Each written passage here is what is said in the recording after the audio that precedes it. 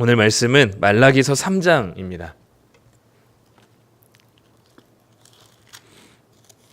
구약 맨 끝에 있는 우리 말라기서 3장 13절부터 4장 6절까지 말씀입니다.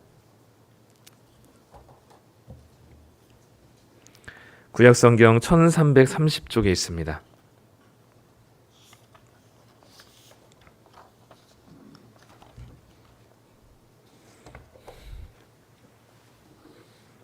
말라기서 3장 13절부터 4장 6절까지 교독하도록 하겠습니다. 제가 먼저 13절 읽겠습니다. 여호와가 이르노라 너희가 완악한 말로 나를 대적하고도 이르기를 우리가 무슨 말로 주를 대적하였나이까 하는도다. 이는 너희가 말하기를 하나님을 섬기는 것이 헛되니 만군의 여호와 앞에서 그 명령을 지키며 슬프게 행하는 것이 무엇이 유익하리요. 지금 우리는 교만한 자가 복되다 하며 악을 행하는 자가 번성하며 하나님을 시험하는 자가 화를 면한다 하노라 함이라. 그때 여호와를 경외하는 자들이 피차에 말하매 여호와께서 그것을 분명히 들으시고 여호와를 경외하는 자와 그 이름을 존중히 여기는 자를 위하여 여호와 앞에 있는 기념책에 기록하셨느니라.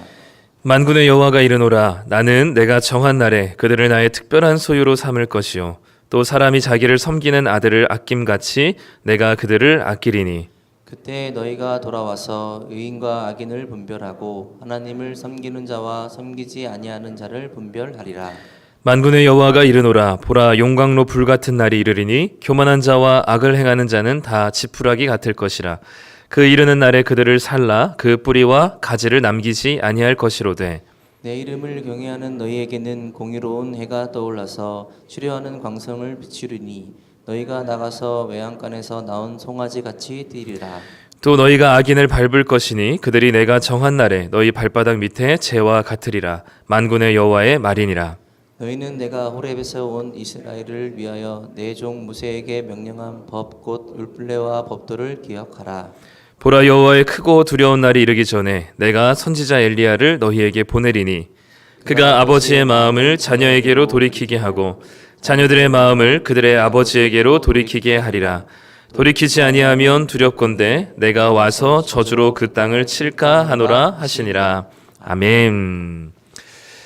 네, 우리 일부 예배 나오신 성도님들 환영하고 축복합니다. 네, 우리 한 주간 또 잘 지내셨나요? 네, 저는 감기가 다 나아지고 있어서 제 목소리를 다시 찾은 것 같은데 우리 건강 조심하시고 오늘 우리가 읽은 말라기 말씀인데 오늘은 사실 그 3장 13절부터 4장 6절까지 읽었지만 오늘 주로 드리게 될 이야기들은 3장 13절부터 18절까지 말씀이게 될 것 같습니다. 4장도 사실 할 이야기가 참 많은데 말씀을 나눌 이야기들이 많은데 그것까지 하면 오늘은 설교가 1시간 반이 될 것 같아서 오늘은 제가 임의로 잘했죠? 네. 지난번에 보니까 한 20분의 그 설교를 끝낸 적이 있었는데 그 성례식 때죠. 네. 되게 은혜로웠다고 어떤 분이 그러시더라고요. 그래서 은혜를 끼치는 자가 되어야 되겠다라는 생각을 가지고 절반을 다 날려버렸습니다.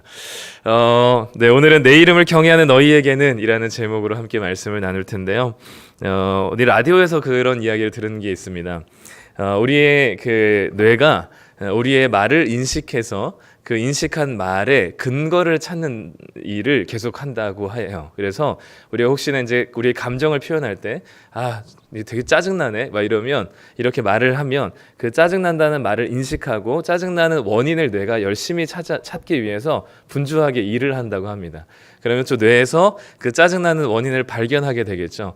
그러면 또 기분이 어떻게 될까요? 또 짜증나게 되겠죠. 그래서 이 뇌가 우리가 하는 말, 왜 그러냐 보니까 뇌가 상상과 현실의 경계가 좀 모호하대요. 그래서 예를 들면 우리가 오렌지를 실제로 먹진 않았지만 오렌지를 상상하는 것만으로도 입에서 신맛이 느껴지는 것이 우리의 뇌가 현실과 상상의 경계가 굉장히 좀 모호한 그런 측면이 있다고 합니다. 그래서 우리가 하는 말을 뇌가 인식하고 거기에 대한 근거를 열심히 찾기 위해서 일하는 분주하게 움직이는 게 뇌의 활동인데 그렇기 때문에 우리가 어떤 말을 하는가에 따라서 뇌에서 그 근거를 찾기 위해서 열심히 노력하는 거죠. 너무 감사하네라고 하면 그 감사한 근거를 찾기 위해서 뇌가 열심히 활동하게 될 겁니다. 그럼 말만 잘하면 되냐? 그런 건 아니에요. 우리의 행동에도 영향을 또 미치게 됩니다. 그러니까 뇌과학자들이 얘기하는 것 중에 여러 가지, 그러니까 뇌에 끼치는 요인들이 여러 가지인데 그 중에 하나가 이제 일부가 말이고 또 그 중에 일부가 우리의 이제 이 루틴이나 우리의 겉으로 드러나는 여러 가지 행동 양식들이라고 합니다. 그래서 때로는 이제 우울감에 정서적인 우울감에 들거나 그럴 때 우리가 할 수 있는 거는 이 약을 먹는 것도 괜찮고 뭐 다른 생각으로 전환하는 것도 괜찮지만 그게 안 될 때는 몸을 움직이는 것이 또 그 정서적인 우울감에서 또 탈출할 수 있는 이 그 근거가 되기도 한다고 하죠. 그래서 우리 뭐 말뿐만이 아니라 여러 가지 영향들을 미치는 게 우리의 이 정서적인 부분이고 뇌의 부분인데 특별히 오늘은 말에 대한 이야기를 했으니 오늘 우리가 읽은 본문에도 하나님께 대적하는 말 또는 하나님을 경외하는 자들이 하는 말들에 대한 이야기가 나옵니다. 오늘 우리가 읽은 이 말라기는요. 12권의 소선지서가 있습니다. 분량이 적은 선지서. 저기 이제 영어로 맨 위에 있는 더 마이너라고 되어 있는, 그러니까 분량이 적은 겁니다. 영향력이 적은 게 아니라 분량이 적은 선지서가 12권이 있는데 그 12권 중에 마지막 순서인데요. 이 말라기만의 특징이 한 가지가 있다면 그것은 하나님께서 일방적으로 선지자들을 통해서 하나님의 말씀이니라 라고 하면서 쏟아내신 선지서들과는 달리 말라기는 하나님의 말씀과 그리고 이스라엘 백성들이 되묻는 논쟁 형식의 토론 형식으로 이 선지서가 진행이 된다는 거예요. 그래서 말라기 전체는 총 6개의 이 토론 논쟁 주제가 담겨져 있습니다.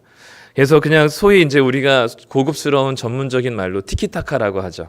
하나님이 한번 말씀하시면 이스라엘 백성들이 되묻고 하나님이 거기에 답을 하십니다. 보통 어떤 순서로 되냐면 하나님께서 먼저 이스라엘아 너희들은 나한테 이러이러했다. 이러이러한 잘못을 저질렀다. 라고 얘기해요. 그러면 이스라엘 백성들이 되묻죠. 하나님 우리가 언제 그런 잘못을 했습니까? 라고 물으면 하나님께서 어느 때 이런 일을 나에게 했다. 라고 하시면서 하나님이 대답하시는 질문하시고 또 이스라엘 백성들이 되묻고 하나님께서 답하시는 게 6가지 구조로 되어 있어요. 그러니까 굉장히 독특한 선지서인 거죠. 이 6번의 논쟁의 구조로 이루어진 이 말라기서를 보면 내용을 보지 않더라도 이 6번을 통해서 신과 인간이 서로 동등한 입장에서 되묻고 답을 하고 있는 이 토론과 논쟁 자체가, 그러니까 이 구조 자체가 우리에게는 너무나 큰 위로와 은혜가 되는 것 같아요. 어디 감히 신이 얘기하는데 인간이 되물을 수가 있어요. 어디 그 전능한 신이 하라면 하는 거고 까라면 까는 거지. 어디 되묻고 내가 언제 그랬습니까? 하나님 내가 언제 그랬어요? 하나님 너 우리 사랑한 적 있으세요? 이렇게 싸가지 없이 되묻는 이스라엘 백성들에게 하나님께서 친절하게 대답을 해주시는 이 모습들, 이 구조 자체가 우리에게는 너무 큰 은혜가 되는 거죠. 하나님께서는 싸가지 없이 되물어도 하나님께서는 우리에게 친절하게 대답하시고 하나님께 예수님의 부활을 의심했던 도마에게도 하나님께서 친절하게 못자국과 창자국을 보여주시면서 믿음을 주셨던 것처럼 하나님께서는 우리의 되물음에 늘 답하시는 분으로 말라기서는 얘기하고 있습니다. 그러니 말라기서의 구조 자체가 우리에게 주는 은혜가 있는 거죠. 이제 말라기서의 6가지 주제 논쟁들이 있는데 오늘 우리가 읽은 3장 13절부터 4장 6절까지는 마지막 6번째 논쟁입니다. 무슨 것으로 논쟁을 시작했나라고 보면 13절 우리 같이 한번 말씀을 읽어보겠습니다. 여호와가 이르노라 너희가 완악한 말로 나를 대적하고도 이르기를 우리가 무슨 말로 주를 대적하였나이까 하는도다. 하나님께서 얘기하시죠. 너희들이 완악한 말로 악한 말로 나를 적대시했다. 나를 원수처럼 적으로 여겼다라고 얘기해요. 그랬더니 이스라엘 백성들이 뭐라고 반문해요? 주님 우리가 언제 어떤 말로 무슨 말로 주님을 대적했습니까? 라고 되물어요. 그러면 이런 싸가지 없는 것들이 하고서는 바로 심판을 하셔도 되는데 하나님께서는 어떤 말로 하나님 주님을 적대시했는지 하나님을 원수처럼 여겼는지를 14절 15절에 자세히 얘기하시죠. 우리 14절 15절 말씀을 함께 읽겠습니다. 이는 너희가 말하기를 하나님을 섬기는 것이 헛되니 만군의 여호와 앞에서 그 명령을 지키며 슬프게 행하는 것이 무엇이 유익하리요. 지금 우리는 교만한 자가 복되다 하며 악을 행하는 자가 번성하며 하나님을 시험하는 자가 화를 면한다 하노라 함이라. 하나님께서 이렇게 얘기하는 겁니다. 너희가 이렇게 얘기했었지. 하나님 섬겨봤자 다 쓸데없는 일이다. 지금 저 하나님을 섬기는 것이 헛되다라고 얘기하면서 왜 헛되냐 봤더니 그 하나님 앞에서 그 명령을 지키며 그 말씀대로 순종하면서 슬프게 행하는 것이 무엇이 유익하리요? 한마디로 얘기하면 하나님의 말씀대로 순종하며 따라가는 길이 너무 구질구질하게 그렇게 사는 것이 무슨 소용이 있느냐라는 겁니다. 하나님 말씀대로 순종하면서 그런 거짓골로 살아가는 것이 무슨 의미가 있냐라는 거죠. 예수 믿어봤자 아무런 소용도 없는데 뭐 변화도 없고 달라지는 것도 없는데 예수 믿어봤자 교회 다녀봤자 무슨 소용이 있느냐라는 겁니다.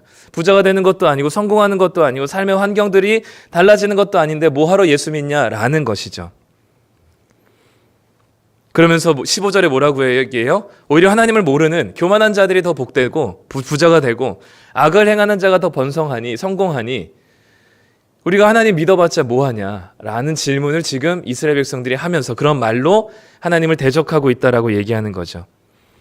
예수 믿으면 밥이 나옵니까? 떡이 나옵니까? 말씀대로 살아봤자 맨날 그지 그 꼬라지로 살 건데 그게 무슨 좋은 일이라고 예수님을 믿고 하나님 믿느냐 말입니다. 라는 것으로 지금 이스라엘 백성들이 얘기하는 거죠. 이런 생각 해본 적 있지 않으세요? 네, 많죠? 네. 하나님 믿어봤자 하나님 안 믿고 세상 사람들이 사는 방식대로 살아가는 게 훨씬 더 부자 되는 빠른 길이고 성공하는 빠른 길이고 더 편안하고 안락한 삶을 살게 될 터인데 무슨 덕을 보고자 예수를 믿으십니까? 하나님 섬겨봤자 다 쓸데없는 일이다. 그리고 이렇게 이야기하는 사람들은 지금 이스라엘 백성들이에요. 그러니까 하나님 말씀대로 순종한 적이 없는 사람들이 아닙니다. 순종해봤어요. 하나님 말씀대로 살아봤어요. 하나님께서 뭐 장수하게 하신다고도 하고 뭐 너의 땅을 넓혀주시긴다고도 약속하셨는데 하나님 믿어봤자 다 소용없던데 그런 거 없던데 뭐하러 예수님 믿냐라고 얘기하는 거죠. 이스라엘은 왜 이런 말을 했을까요? 이 말라기서가 기록될 당시의 이야기를 좀 생각해 보면 좋겠습니다. 당시 이스라엘은 너무 오랫동안 가난 가운데 찌들어 있었어요. 이스라엘 나라가 완전히 망하고 그리고 바벨론의 포로로 끌려가죠. 포로로 끌려간 지 70년이 되던 해에 다시 이스라엘로 본국으로 돌아올 수 있는 귀환의 길이 열렸습니다. 근데 한번 생각해 보시면 70년이라는 세월이 지났어요. 그러니까 타국에 간 지 70년입니다. 이거면 적어도 두 세대예요. 그러니까 50년이 한 세대이긴 한데 70년이면 그래도 1.5세대가 지난 거죠. 적어도 이스라엘이라는 땅을 밟아보지 않은 세대들이 있는 겁니다. 태어나 보니까 페르시아 왕국이었고 제국이었고 태어나 보니까 그 강대국의 좋은 나라의 혜택을 받으면서 누리고 있었던 삶이었어요. 미국에 가도 미국의 1.5세대까지만 하더라도 그래도 한국에 대한 기억이 있어요. 근데 2세대부터는 완전히 겉으로 모양은 겉모습은 한국 사람인데 쓰는 언어와 문화 자체가 다 그냥 그 미국인 자체예요. 그러니까 이 조금만 그 한 세대만 지나도 이게 완전히 다른 문화와 언어권에서 산다는 것은 그냥 거기에 정착하며 사는 원주민 현지인인데 그 페르시아 제국에서 70년 동안 살았던 이스라엘 백성이 다시 이스라엘이 뭐가 좋다고 돌아올 수 있을까요? 선진국에서 편안하게 살 수 있는 이미 삶의 기반이 다 형성된 상황에서 너희들 돌아갈 수 있는 사람은 돌아가라 라고 열어주었다 한들 이스라엘로 다시 돌아갈 사람이 누가 있을까요? 그런데 미쳤다고 그 자신의 기반을 포기하고 그 광야 사막 황폐한 땅이었던 이스라엘로 돌아간 사람들이 있었습니다. 정말 엄청난 희생과 헌신이죠. 자신의 삶의 터전을 다 떠나고 아브라함이 부르심 따라서 자기의 친척 아비 집을 다 떠난 것처럼 자기의 삶의 기반을 다 정리하고 이스라엘 땅으로 다시 돌아갑니다. 하나님 말씀에 순종하여서 안정적인 기반을 포기하고 짐을 싸들고 먼 땅 이스라엘로 다시 돌아왔어요. 황량한 땅에서 생개척을 해야만 합니다. 그러니까 얼마나 힘들었을까요? 열심히 살아가는데 그 삶이 그렇게 넉넉하지가 않은 겁니다. 너무 지쳐가지고 그냥 포기하고 있는데 학계라는 선지자, 스가랴라는 선지자가 갑자기 등장해가지고 너네 지금 뭐 하고 있냐? 성전도 안 짓고 지금 뭐 하고 있냐? 라고 얘기하는 거죠. 그 타박과 온갖 소리를 들어가면서 없는 돈 있는 돈 다 끌어가지고 성전을 지어놨어요. 그러면 하나님께서 적어도 어떻게 하셔야 될까요? 이스라엘 백성들이 자기의 것을 포기하고 와가지고 겨우겨우 하나님 성전을 지어놓고 하루하루 살아가는 이스라엘 백성들의 삶에 뭐 대단한 부자는 아니더라도 그래도 넉넉하게 살 만큼 허락하여 주셔야 되지 않을까요? 그런데 포로 귀환한 지 100년이 지나도록 그 포로 귀환했을 때랑 100년이 지난 지금이랑 별반 다를 바가 없이 힘겹게 살아가고 있는 겁니다.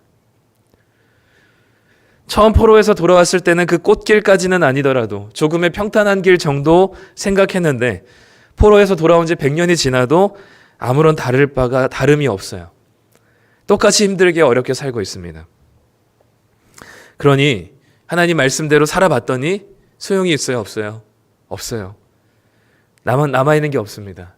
다 털렸어요. 그러니까 하나님을 믿어서 뭐 하냐고 말만 할 뿐만 아니라 하나님의 말씀이 아니 이제는 세상의 기준과 세상에서 제시하는 기준과 이방 나라 사람들이 살아가는 방식대로 살아나가는 것을 동경하고 부러워하면서 사는 것이 이스라엘의 삶이었습니다. 그러니까 지금 말로 하나님을 대적했다고 하지만 사실 말로 아까 우리가 뇌 이야기 했었잖아요. 말로 하나님을 대적했다는 것은 뭐냐면 그런 방식으로 이제는 살고 있다는 얘기이기도 합니다. 이스라엘 백성들이 더 이상 하나님 말씀대로 순종하기보다는 내 삶의 넉넉함과 안락함을 위하여서 세상이 제시하는 방식대로 살기로 결정을 한 거예요. 지금도 마찬가지인 것 같습니다. 예수 믿어봤자 뭐가 달라지나요? 예수 믿으면 부자가 돼? 좀 넉넉해져? 살림살이 나아져? 라고 말하면서 하나님 말씀보다는 세상에서 소위 성공하고 부자 되는 길을 따라가는 것이 우리들의 모습입니다. 세상에서는 성공한 사람들의 말발이 제일 세죠. 강하고 그들의 스토리와 그들의 가치관이 대세가 되어서 이 TV에서 나름 연예인으로 또는 기업인으로 또는 정치인으로 성공한 누군가의 말을 따라하고 그들의 삶의 방식을 따라하는 것이 요즘 우리들의 모습인 것 같습니다. 그들의 인생이 진정한 위너처럼 보여지고 그 사람의 스토리가 예수님의 스토리보다 훨씬 더 매력적으로 다가오게 됩니다. 이것이 성공의 길이고 이렇게 살아야지 인생의 비결입니다 라고 하면서 꽝 잡는 게 매고 뭐로 가도 서울만 가면 된다는 그 사고방식이 우리도 모르게 잠식된 채로 살아가고 있는 게 요즘 우리들의 모습인 것 같아요. 세상뿐만 아니라 예수 믿는 우리들에게도 이런 사고방식이 당연해져 있습니다. 이런 사고방식을 저는 이렇게 부르고 싶습니다. 편의주의적 사고방식이죠. 그러니까 뭐로 가도 서울만 가도 되고 그래도 나름 성공하면 그러니까 그런 말 있죠. 유명해져라. 그럼 똥을 싸도 사람들이 인정해 준다는 말이 있죠. 그러니까 성공하면 사람들이 그 사람이 하는 모든 것을 다 따라하고 싶고 좋아하고 싶고 그렇게 성공하기 위해서는 무엇이라도 내어줄 수 있는 그것이 이 세상에 우리에게 주어진 뿌리 박힌 사고방식인 것 같아요. 이런 편의주의적인 사고방식이 당연해지고 그리고 이것이 우리가 하나님을 더 이상 믿어봤자 소용이 없다라고 여기며 우리가 이 편의주의적인 사고방식대로 살아가는 삶의 모습들 속에 우리의 겉모습은 지금 이 자리에 앉아서 종교적인 행위로 예배를 드리고는 있지만 그리고 예수님을 믿는 것 같지만 우리의 말과 삶의 방식은 예수 믿으면 손해를 보는 것처럼 말하고 살아간다는 것이죠. 그래서 세상에서 얘기하고 있는 이 편의주의적인 사고방식을 따라서 말하고 생각하고 그렇게 살아가는 것이 우리들의 모습입니다. 하나님의 뜻대로 살아보려고 노력 안 한 것 아니죠. 그런데 현실이 너무 어렵기도 하고요. 하나님 말씀대로 살면 맨날 남 좋은 일만 하다가 나한테 유익이 되는 것은 하나도 없는 것 같고 그러니 예수 안 믿는 남들, 그 성공한 사람들 여러 다양한 플랫폼으로 주어지는 그 부자된 사람들의 스토리가 쏟아져 나오니 거기에 우리의 마음이 흔들리게 되는 겁니다. 결국 다른 사람들에 비해서 내 삶이 초라해 보이고 비루해 보이기 때문에 그것이 우리에게 불안과 염려로 작동될 때 우리는 하나님을 믿어봤자 소용이 없고 저 사람들의 이야기가 더 솔깃해지는 게 우리들의 모습입니다. 결국 이 불안과 염려로 인해서 하나님의 말씀이 우리의 기준이 되지 못하고 세상에서 얘기한 성공한 사람들의 말과 삶이 우리의 기준이 되는 그 편의주의적인 사고방식이 무엇에 결국은 기초하고 있냐면 이익 중심적 사고방식에 기초하고 있는 것 같아요. 오늘 말씀 14절에서도 뭘 얘기하고 있냐면 너희가 말하기를 하나님을 섬기는 것이 헛되다. 그 이유가 뭐냐면 마지막에 무엇이 유익하리요예요. 그러니까 나한테 이익이 되는 것이 없으니 하나님을 섬겨봤자 쓸데없다라고 여기는 겁니다. 그러니까 이 사고방식의 가장 핵심적인 것은 뭐냐면 모든 것의 기준이 뭐냐면 나에게 이득이 되느냐인 거예요. 나에게 이익이 되느냐인 겁니다. 나에게 예수님을 믿었더니 나에게 어떤 유익이 되느냐, 나한테 어떤 이득이 생겼느냐라는 것이 우리의 깊이 뿌리내린 사고방식이 우리로 하여금 하나님의 말씀을 따르기보다는 편안한, 좀 더 성공하기 빠른, 나에게 주어지는 이익이 많은 쪽으로 편의주의적인 사고방식으로 따라가게 되는 거죠. 나에게 여러 가지 것들을 생각해 보니까 하나님 말씀대로 사는 것이 불편하고 거추장스럽고 불안하고 현실과 동떨어진 것 같은 그 모든 생각의 근원은 다 나에게 이익이 안 된다는 것으로부터 시작이 됩니다. 이렇게 살아서 뭐 하냐? 이렇게 살아서 내 삶은 계속 손해만 끼치는 것 같은 이런 불합리한 상황 속에서 나에게 유익이 안 되니 무엇이 나에게 이득이 되리요? 라고 생각하면서 하나님 믿는 것이 쓸모없게 여겨지는 거죠. 처음에는 좀 말씀대로 살아보려고 나름 애쓸 것입니다. 예수님 믿으면. 그런데 점점 삶이 팍팍해지고 윤택해지지 않는다면 나에게 이득이 되는 게 없어 보이기 시작할 때 우리는 어느 순간이라도 돌아설 수 있는 겁니다. 우리가 하나님의 말씀에 순종한다고 했을 때 세 가지 측면에서 우리는 순종이 가능합니다. 첫 번째는 타율인데요. 타율적인 순종이 있습니다. 이 타율적인 순종은 나는 하나님 말씀에 순종하고 싶지 않아요. 그런데 하고 싶지 않지만 하라고 하니까 또는 하지 않으면 불이익이 있을 것 같으니까 억지로 따르는 것이 타율적인 순종입니다. 여기에는 기쁨이 없죠. 왜냐하면 내가 하고 싶은 건 이건데 그 법이 이쪽을 향하고 있으니 그쪽으로 나를 끄집어 당겨야 되니까 힘들죠. 어려워요. 기쁨이 없습니다. 그런데 어쨌든 순종은 해요. 근데 이 타율적인 삶이 뭐냐면 결국 오래 가지 못해요. 왜냐하면 기쁨이 없기 때문에 너무 힘들기 때문에 이 타율적인 삶은 결국 포기하게 되어 있습니다. 그게 앞에서 얘기했었던 편의주의적인 사고방식과 이익중심적인 사고방식을 가지고 있는 우리들에게는 생각해보고 열심히 노력해봐서 나에게 이득이 되는 쪽으로 선택하고 했지만 결국 그렇게 타율적인 방식대로 순종해봤더니 이득이 되지 않아요. 그러니 쉽게 포기해버리는 것이죠. 예를 들면 저희 아이들한테 잔소리를 많이 하죠. 부모들이 자녀들한테 잔소리 많이 하죠. 신발 정리해. 너 방 좀 치워라. 라고 얘기할 때 순순히 따르나요, 애들이? 하기 싫기 때문에 안 해요. 근데 맞을까봐 하고 잔소리 들을까봐 하고 뭔가 불이익이 있을까봐 하죠. 그러면 잔소리가 없으면 해요, 안 해요? 안 하죠. 저희 집안도 난장판입니다. 한번 저희 이제 신경을 못 쓰고 맨날 저녁에 늦게 들어가거나 해서 며칠 지나고 나면 거실에 있는 책상 위에 쓰레기와 책과 여러 가지들이 한가득 쌓여 있어요. 저는 그거 보면은 정말 온갖 스트레스가 이제 짜증이 막 올라옵니다. 그래서 제가 넉넉할 때는 제가 치우는데 그렇지 못할 때는 애들한테 이제 잔소리를 하게 되죠. 애들이 싫어하죠. 치우기 싫어요. 어지르는 거는 정말 잘하는데 치우는 건 싫어합니다. 그러니까 억지로 할 때 전혀 기쁨이 없고 그리고 누군가 얘기하지 않는다면 하지 않아요. 이게 타율적인 순종입니다. 두 번째가 자율적인 순종이에요. 이거는 누가 하라 그러기 전에 내가 먼저 스스로 하는 겁니다. 굉장히 나이스해 보이고 이상적이게 보이죠. 하나님께서 뭔가 벌을 준다고 하기 전에 또는 하나님께서 먼저 말씀하시기 전에 알아서 하나님의 말씀에 순종하는 겁니다. 굉장히 좋아 보이지만 이 자율적인 순종은 하나님께서 시켜서 억지로 하는 것은 아니지만 좀 성숙해 보인 부분이 없지 않아 있지만 결국 이런 자율적인 사람은 어떻게 나아가게 되냐면 결국은 나처럼 하지 않는 사람들 때문에 불편해하기 시작해요. 결국 다른 사람들을 판단하기 시작하면서 나처럼 이렇게 하지 않는 누군가를 불편해합니다. 저희 애들 보면 둘이 똑같아요. 딸 둘이 있는데 시키지 않아도 누가 먼저 책상을 치워요. 그러면 말하지 않아도 치워요. 그러면 그냥 자기만 잘 치우면 되는데 옆에 있는 언니를 꼭 끄집어 당겨가지고 언니는 왜 안 치워? 언니는 놀고 있어? 쪼로로 달려가지고 엄마 언니는 뭐 안 하고 있어? 막 이러고 있는 거죠.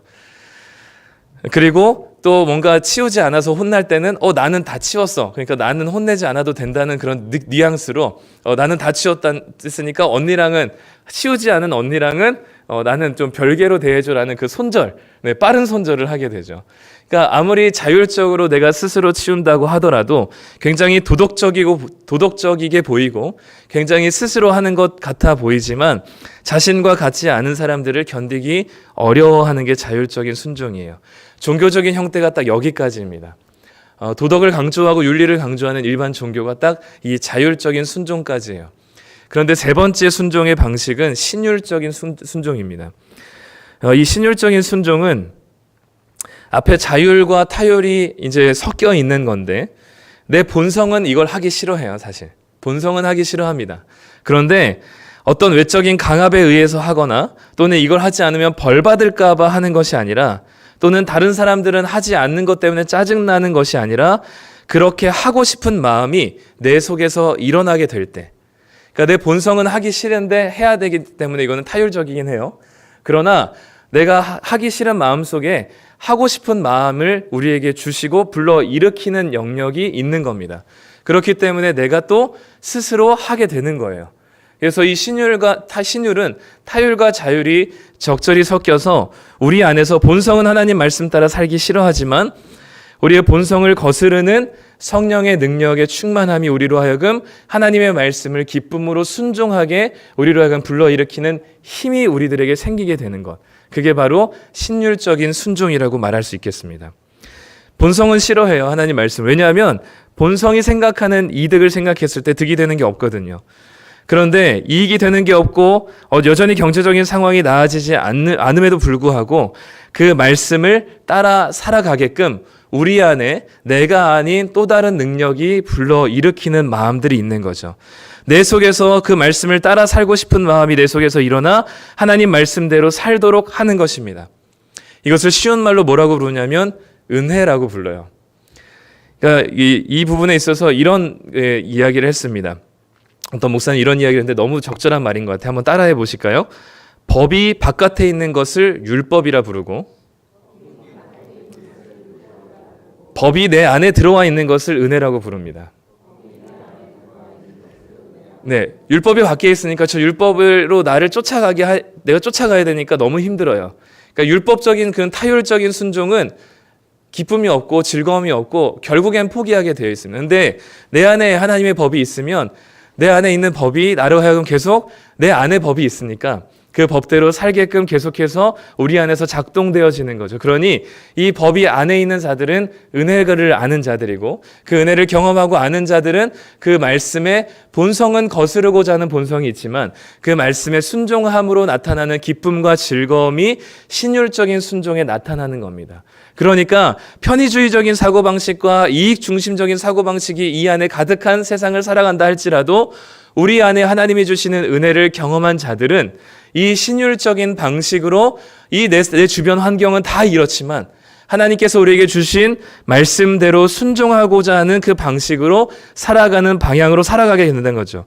내 본성을 거슬러 하나님 말씀을 따라 살아가고자 하는 그 힘이 작동하여서 억지로가 아니라 즐겁고 감사한 마음으로 그 말씀을 따라 살아갈 수 있게 되는 것. 이게 바로 우리에게 주신 하나님을 진실로 믿는 자들이 따르는 신율적인 순종인 거죠. 그래서 결국 이 신율적인 순종은 뭐냐면 나에게 이득이 되느냐라는 그 이익 중심적인 사고방식에 그 이익의 기준이 바뀌는 겁니다. 관점이 바뀌는 거예요.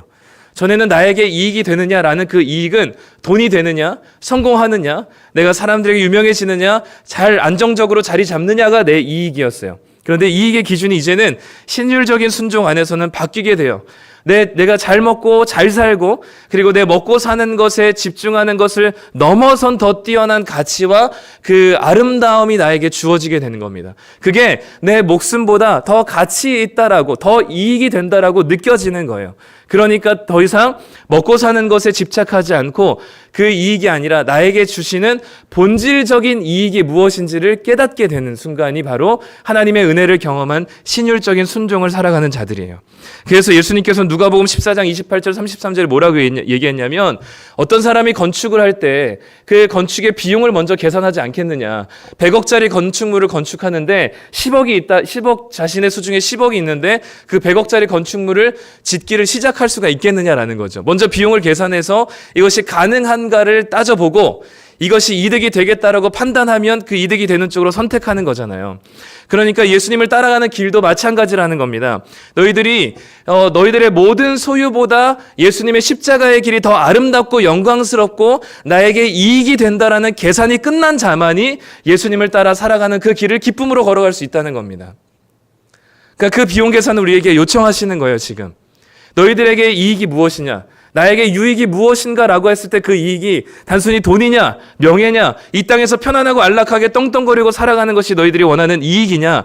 그렇다면 그런 사람들은 율법적인 순종밖에 되지 않고 결국은 하나님의 말씀을 잘 따르지 못, 하나님의 말씀대로 살아봤자 아무 소용이 없다는 말로 하나님을 대적하게 될 것이고요. 그 비용 계산을 했더니 지금 내 지평수 늘리는 것보다, 아니면 내가 떵떵거리고 부자처럼 사는 것보다, 내 성공하는 것보다 하나님 나라가 더 가치 있고 그분께서 나에게 주신 생명이 더 중요하고 더 이익이라고 생각이 든다면 그 사람은 자신의 안락한 삶보다는 하나님이 주신 말씀대로 순종하게 될 것이라는 거죠. 왜냐하면 그게 나에게 더 이익이고 유익이라고 생각하기 때문인 겁니다. 결국 은혜를 받는다는 것은 이 나한테 유익이 되는 것이 이전에는 이것으로 생각했지만 그 이익의 관점이 이제는 달라지는 겁니다. 그것을 뛰어넘는 더 가치 있는, 더 중요하고 더 소중한 무언가를 발견하게 되는 거예요. 그래서 뭐라 그래요? 예수님께서 비유를 통해서 천국의 비유가 땅속에 감춰진 보화를 아는 자, 그 하나님 나라를 발견하는 그 땅값보다 보화가 훨씬 더 비싸고 내가 가진 전 재산보다도 그 보화가 훨씬 더 가치가 있다는 사실을 깨닫는 자만이 그 땅을, 자신의 전부 소유를 다 투자해서 땅을 사서 그 보화를 가져간다고 얘기했습니다. 그러니 오늘 우리에게 요청하시는 하나님의 하나님 믿어봤자 소용이 없다, 나한테 유익이 없다는 것은 철저하게 우리의 이익의 관점이 이 세상의 물질적인 것으로 투영됐기 때문에 그런 겁니다. 이렇게 신유를 따라서 살아가는 사람들을 16절, 17절에서 하나님께서 이렇게 말씀하세요. 우리 16절, 17절 한번 읽겠습니다. 그때 여호와를 경외하는 자들이 피차의 바람에 여호와께서 그것을 분명히 들으시고 여호와를 경외하는 자와 그 이름을 존중히 여기는 자를 위하여 여호와 앞에 있는 기념책에 기록하셨느니라. 만군의 여호와가 이르노라. 나는 내가 정한 날에 그들을 나의 특별한 소유로 삼을 것이요 또 사람이 자기를 섬기는 아들을 아낌같이 내가 그들을 아끼리니. 무슨 말이냐? 그런 신유를 따라가는 자들을 하나님께서 뭐라고 부르시냐면 여호와를 경외하는 자들이래요. 그래서 그들이 뭐 했냐면 피차 말을 했대요. 아까 우리가 얘기했었던 건 뭐예요? 13절에 하나님을 대적하는 자들이 대적하는 말을 했어요. 완악한 말로 하나님을 대적했어요. 그런데 하나님을 경외하는 자들이 피차에 서로 무언가를 말을 했어요. 대등이 서로 이제 병치가 되는 거죠.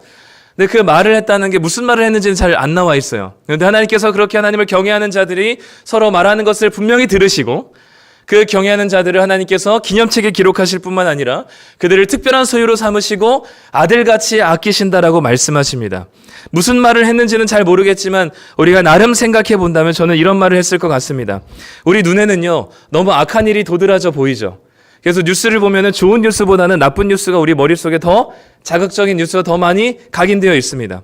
우리는 태생적으로 악한 것들에 대한 이 시선이 훨씬 더 잘 부각되게 돼 있어요. 물론 자신의 악한 것은 잘 보이지만 않는데 다른 사람의 악함이 훨씬 더 잘 보이죠. 그래서 그 악한 일들이 너무 이 세상에 일어나는 일들이 다 악해 보여요.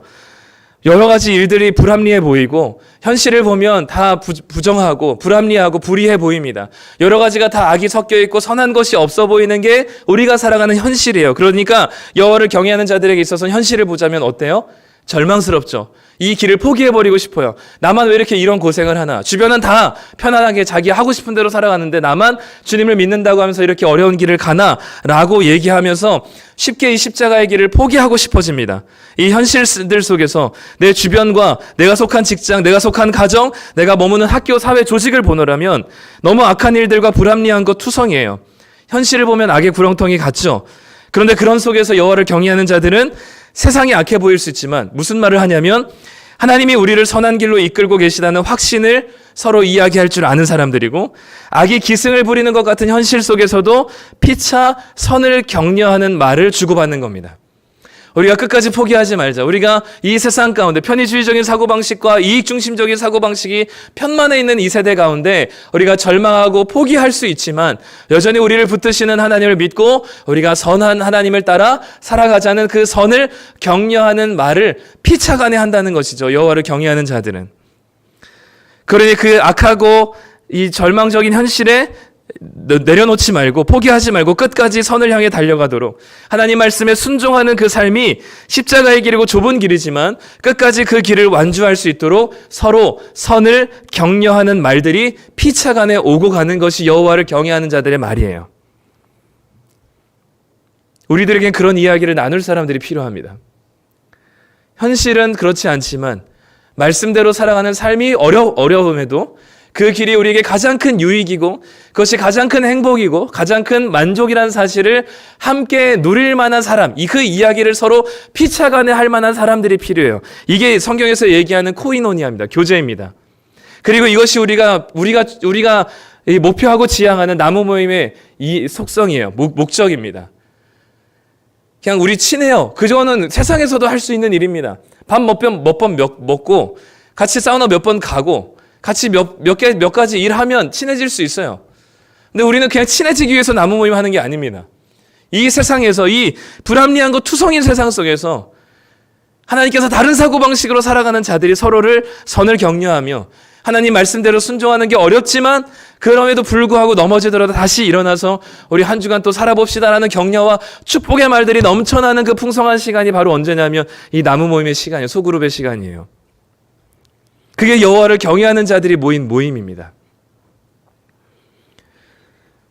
참된 친교는 이것도 명문장인 것 같아요. 참된 친교는 숨겨진 하나님의 질서를 보고 그 질서를 함께 나눔으로 선을 격려하고 하나님 나라를 바라보는 것입니다. 숨겨진 하나님의 질서예요. 땅에 감춰진 보화입니다. 그걸 알아내는 사람들이고 그걸 안 자들이 서로 공유하고 나누고 그 기쁨을 함께 서로 격려하는 서로 선을 격려하는 말로 하나님을 경외하는 자들, 이것이 바로 하나님께서 말씀하시는 신유를 따라가는 자들의 모습입니다. 결국 이 세상의 기준은 나에게 이익이 되느냐입니다. 돈이나 성공이나 내 이름이나. 근데 지금 우리가 살아가는 이 세대는 이렇게 이익 중심적 사고방식이고 편의주의적인 사고방식으로 가득한 곳입니다. 이 생각으로 신앙생활을 하고 있다면 우리는 타율에 따른 종교생활을 할 뿐이지 거기에는 어떤 기쁨도 없습니다. 그리고 결국엔 그것은 금방 지치고 포기하게 됩니다.